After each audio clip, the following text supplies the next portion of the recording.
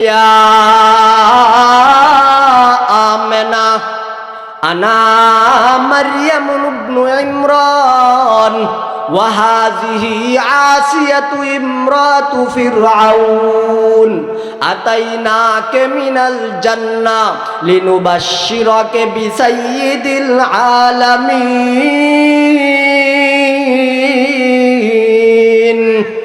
ইন্নাকা কাদ হামালতা রাহমাতাল লিল আলামিন।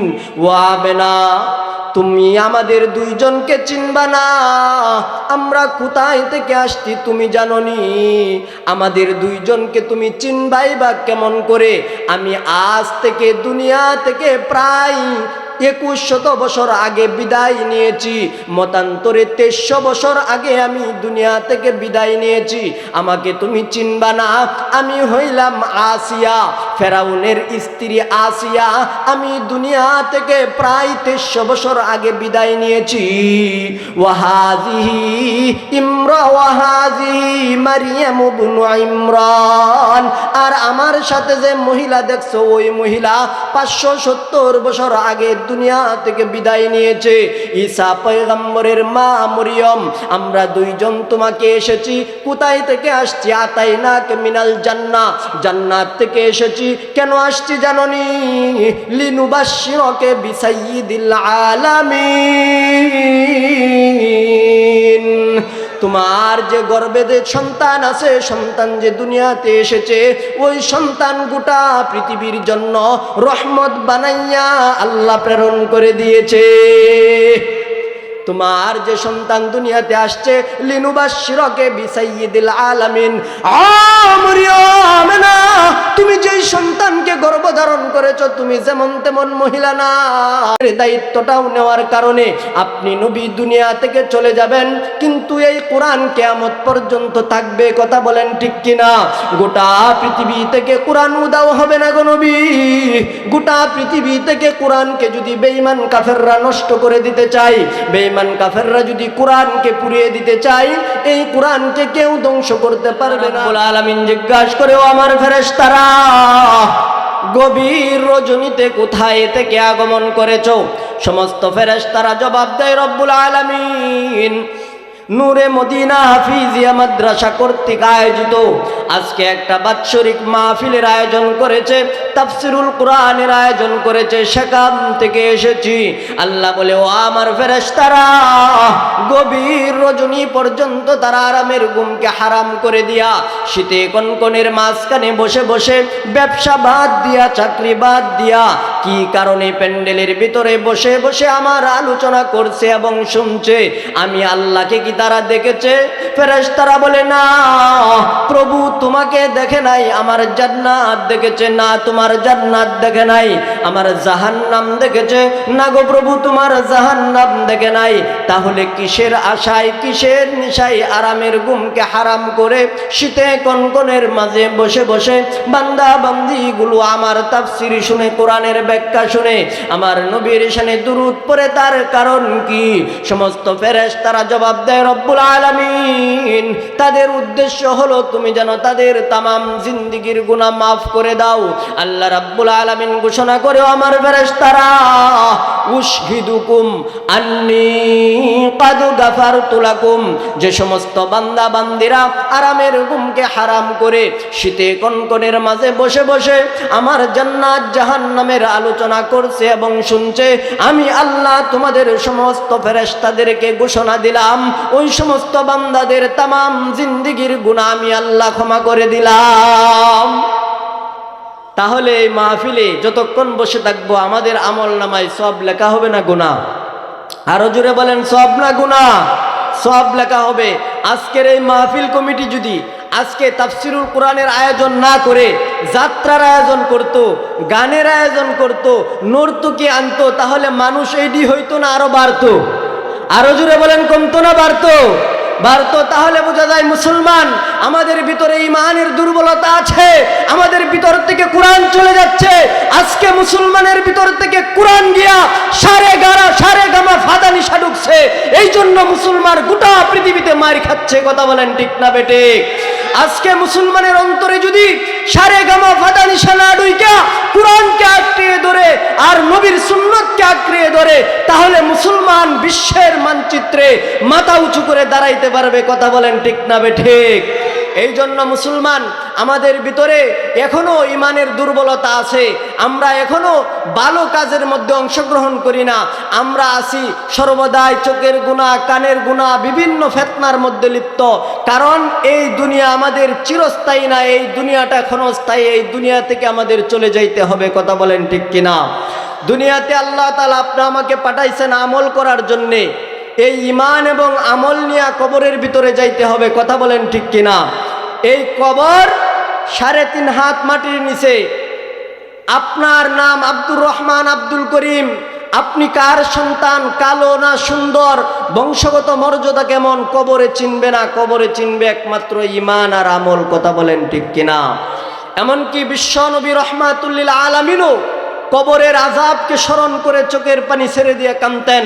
সাহাবায়ে কেরাম বলেন, নবী গো, সমস্ত তামাম জিন্দেগির গুনাহ আল্লাহ মাফ করে দিয়েছেন, আপনি জাহান্নামের আযাবের বয়ান যখন করেন, আপনি কবরের আযাবের বয়ান যখন করেন, আপনি কেন কাঁদেন? আল্লাহর নবী বলে, আমার সাহাবীরা শুনো, কবরের আযাব যখন স্মরণ হয় তখন আমার মনে হয় আমার গুনাহগার উম্মতের অবস্থা কি হবে। আমার মেয়ে ফাতেমাকেও কবরে আমি নবীর কারণে ছাড় দেওয়া হবে না। কবর কাউকে চিনে না, শুধু চিনে ঈমান আর আমল। কথা বলেন ঠিক কিনা? বিশ্ব নবীর আদরের কন্যা হযরতে মা ফাতেমা রাদিয়াল্লাহু তাআলা আনহা মারা যাওয়ার কিছুদিন আগে ডাক দিয়া বলে, স্বামী আলী, আমি যখন দুনিয়া থেকে ইন্তেকাল করব, আমাকে রাত্রির বেলায় কাফন দাফন করাইয়া আমাকে কবরে রাখবেন। হযরতে আলী জিজ্ঞাসা করে, ও আমার স্ত্রী, রাত্রির বেলায় তোমাকে কেন কাফন দাফন করায়া কবরে রাখবো, তার কারণ কি? হযরতে ফাতেমা রাদিয়াল্লাহু তাআলা আনহা ডাক দিয়া বলে, স্বামী হে, আমি যতক্ষণ পর্যন্ত আমি বড় হয়েছি, আমার উপর যখন পর্দার আয়াত নাজিল হয়েছে, পর্দা যখন ফরজ হয়েছে, ওই দিন থেকে আমি কোনোদিন ভিন্ন পুরুষ দেখি নাই। কোনো ভিন্ন পুরুষেও আমি ফাতেমাকে দেখি নাই, দেখে নাই। এই জন্য আমি যদি রাত্রির বেলায় আমি যদি মারা যাই, দিনের বেলা যদি কাফন দাফন করে আমাকে কবরে রাখেন, তাহলে অনেক সাহাবায়ে কেরাম আসবে জানাজার নামাজ পড়তে। জানাজায় যখন আসবে তখন অনেকেই মনে করবে নবীর আদরের কন্যা মা ফাতেমা এতটুক লম্বা ছিল, তার বডি এতটুক মোটা ছিল। অনুমান করা যায় কি যায় না? ও আমার স্বামী, আমি যখন রাত্রির বেলা আমাকে কাফন দাফন দিবেন, অন্ধকার থাকবে, সাহাবায়ে কেরাম আমার বডি দেখবে না। আমি ফাতেমা কতটুক লম্বা ছিলাম, আমি ফাতেমার কতটুক বডি ছিল, কেউ বুঝবে না।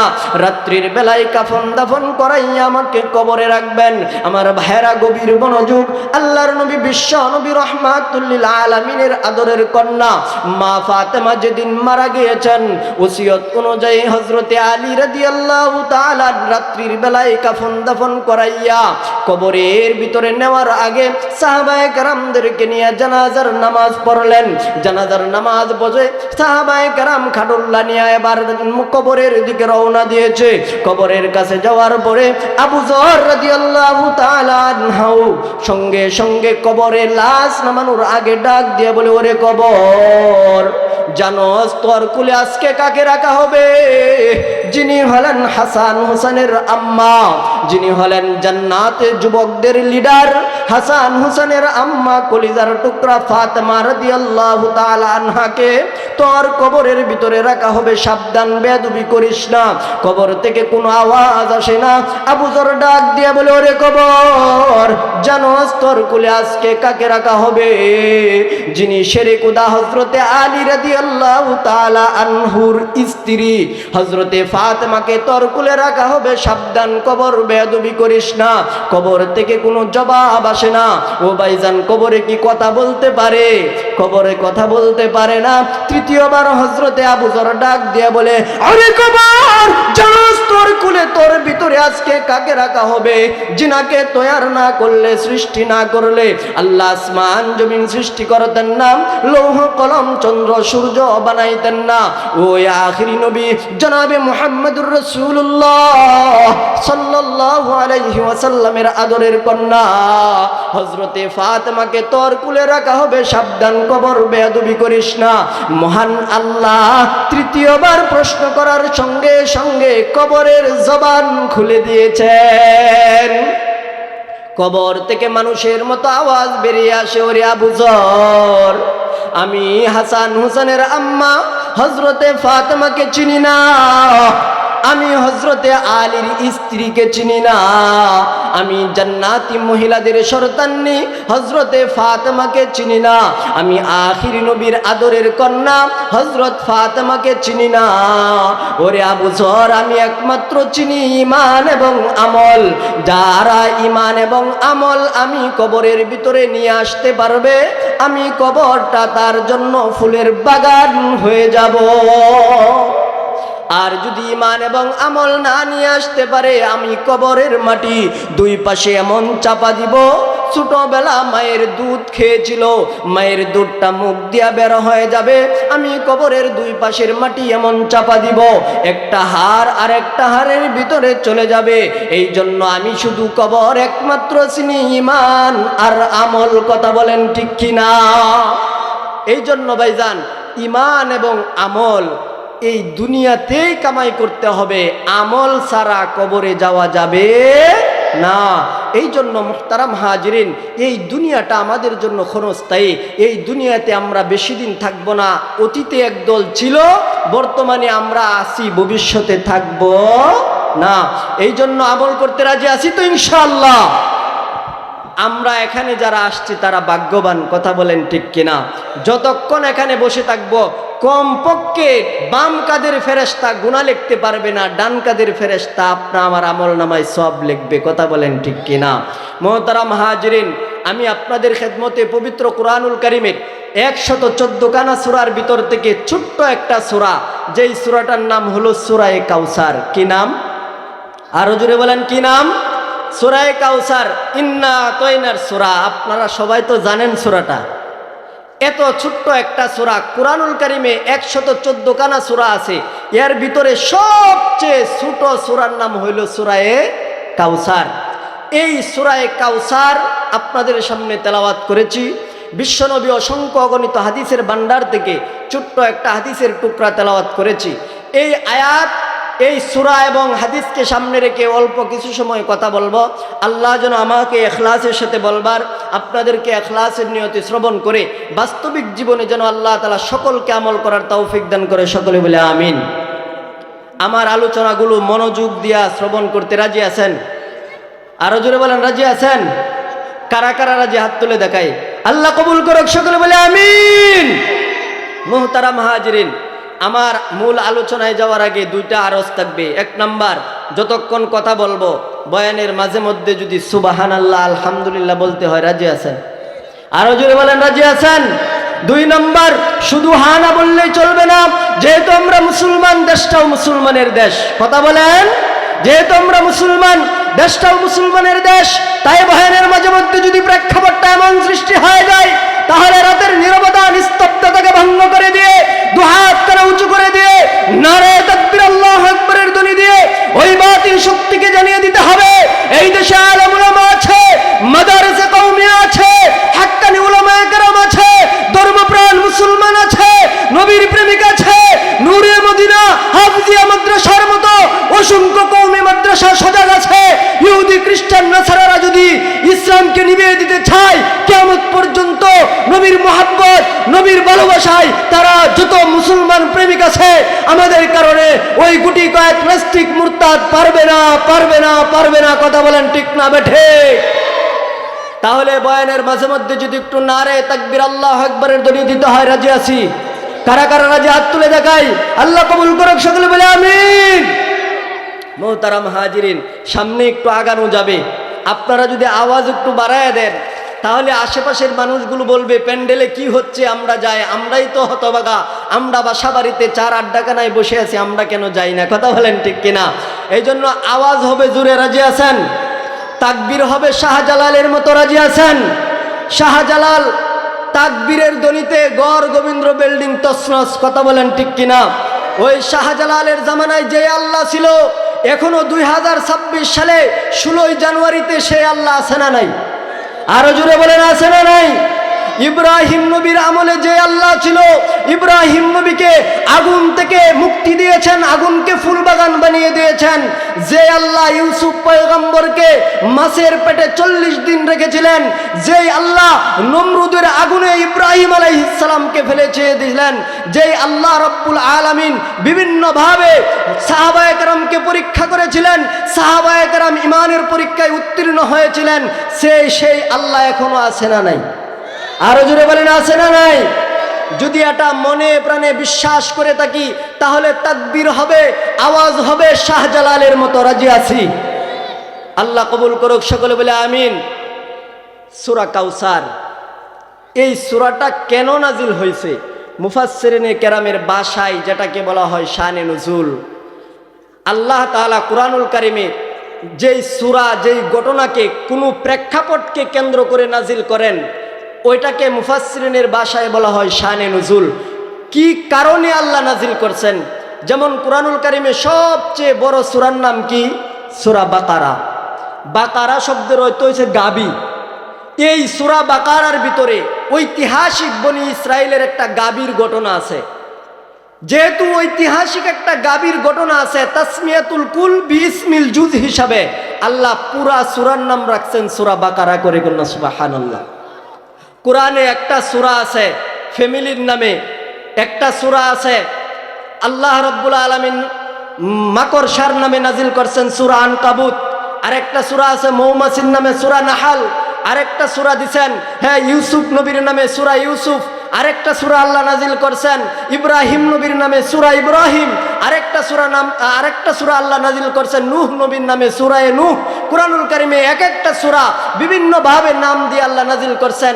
আমার আপনার নবীর নামেও আল্লাহ একটা সূরা নাজিল করছেন সূরা মুহাম্মদ। কন্যা সুবহানাল্লাহ। আল্লাহ রাব্বুল আলামিন বলেন, নবী গো, বিভিন্ন নাম দিয়া সূরা নাজিল করছি, পার্সোনাল ভাবে আমি আল্লাহ আপনার নামে একটা সূরা নাজিল করে আপনার শান মান ইজ্জত আমি আল্লাহ বাড়াইয়া দিছি। কন্যা সুবহানাল্লাহ। আল্লাহ বলেন, নবী 114 খানা সূরার ভিতর থেকে একটা সূরা আপনাকে দিছি, আর একটা সূরা আমি আল্লাহর নামে রাখছি। কন্যা সুবহানাল্লাহ। নবী গো, আমি আল্লাহ আপনাকে সূরা কাউসার দিয়েছি। কন্যা সুবহানাল্লাহ। আল্লাহ বলেন, আপনার শানে একটা সূরা কাউসার, আমি আল্লাহর শানে একটা সূরা ইখলাস। কন্যা আল্লাহু আকবার। ছোট ছোট দুইটা সূরা, কিন্তু এর ফজিলত, এর ব্যাখ্যা, তাফসীর অনেক, যার কোনো কুল কিনারা নাই। মুফাসসিরিনে কেরামের ভাষায় আল্লাহ রাব্বুল আলামিনের পক্ষ থেকে নবী বলেন, সূরা ইখলাসের ভিতরে এমন কিছু জিনিস ঢুকায় রাখছেন, কোনো ব্যক্তি যদি সূরা ইখলাস একবার পড়ে তার আমল নামায় 10 পারা কোরআন শরীফ তেলাওয়াত করলে যে সব হয়, সেই আমল নামায় সেই পরিমাণে সব দেওয়া হয়। কন্যা সুবহানাল্লাহ। 3 বার পড়লে পুরা কোরআন শরীফ খতম করলে যে সওয়াব, তার আমল নামায় সেই পরিমাণে সব দেওয়া হয়। কন্যা সুবহানাল্লাহ।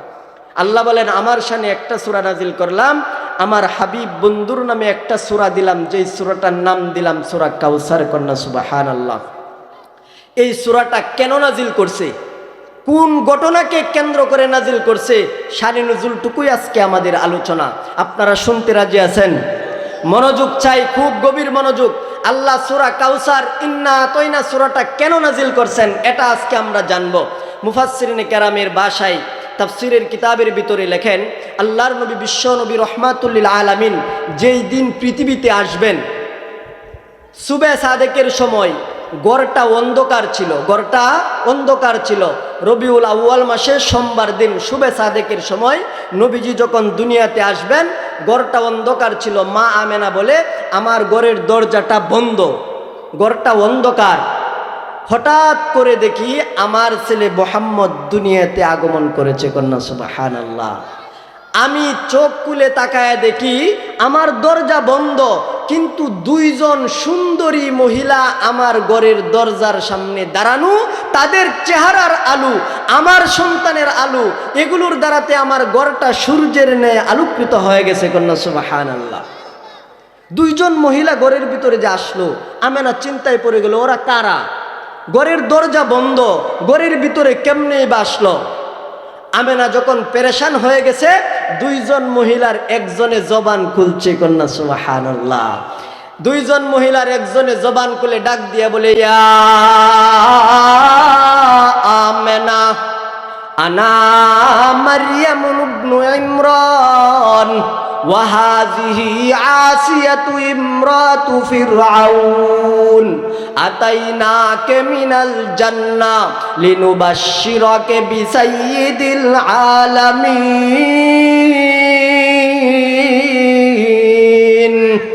ইন্নাকা কাদ হামালতা রাহমাতাল লিল আলামিন।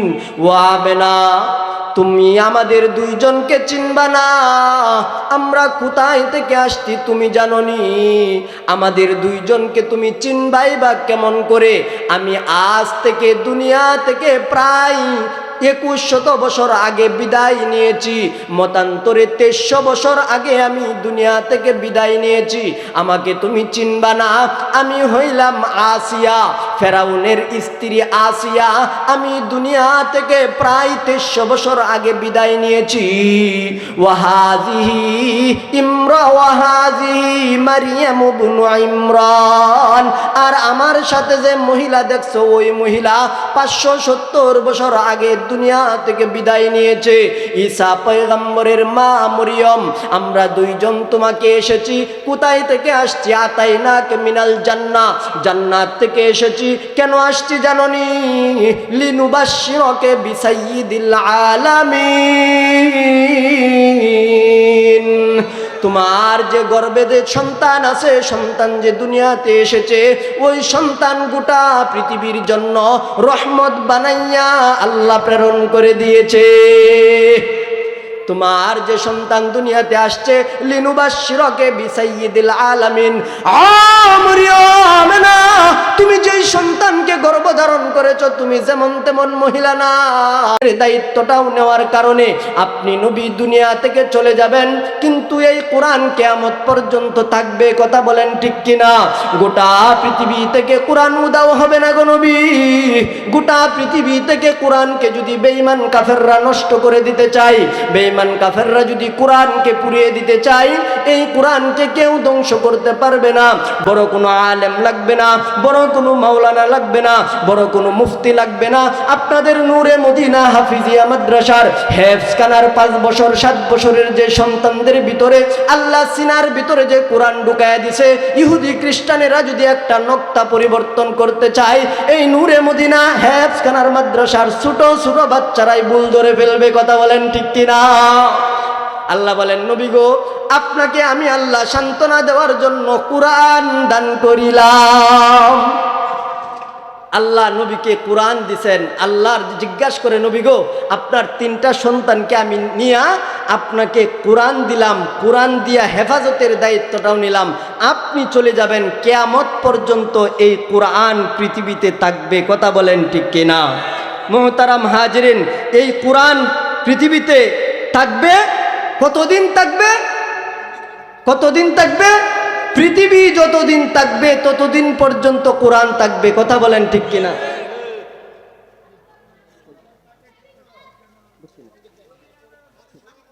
কোরআন এই পৃথিবীতে থাকবে।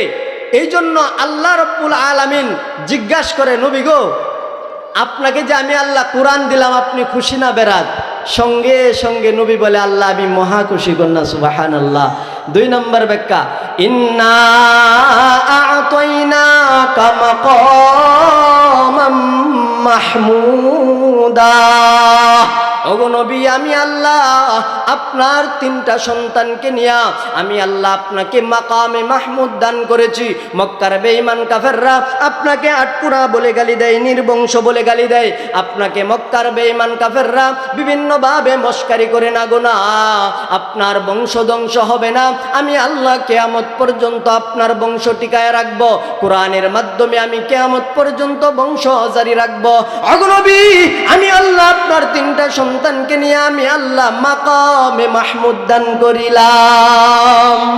ইন্না আ'তাইনাকাল কাউসার, আই ইন্না আ'তাইনাকা মাকামাম মাহমুদা। ওগো নবী, আমি আল্লাহ আপনাকে মাকামে মাহমুদ দান করিলাম, এমন মাকামে মাহমুদ আমি দান করিলাম যেই মাকামে মাহমুদ কিয়ামত পর্যন্ত, এই মাকামে মাহমুদ যতদিন থাকবে, আর হাউজে কাউসারের পাশে নবী থাকবে, হাসরবাসী যখন সেই হাসরের ময়দানে উঠবে, সেই মাকামে মাহমুদে আমার আপনার নবী ইয়া উম্মতি বলে কান্না করতে থাকবেন। আল্লাহর নবী বিশ্ব নবী রহমাতুল লিল আলামিনকে আল্লাহ সান্ত্বনা দিতে গিয়া বলে, নবী গো, আমি আল্লাহ আপনাকে মাকামে মাহমুদ দান করেছি। আদম নবীকে মাকামে মাহমুদ দান করি নাই, ইউসুফ পয়গম্বরকে মাকামে মাহমুদ দান করি নাই, মুসা নবীকে আমি আল্লাহ মাকামে মাহমুদ দান করি নাই, আইয়ুব নবীকে মাকামে মাহমুদ দান করি নাই।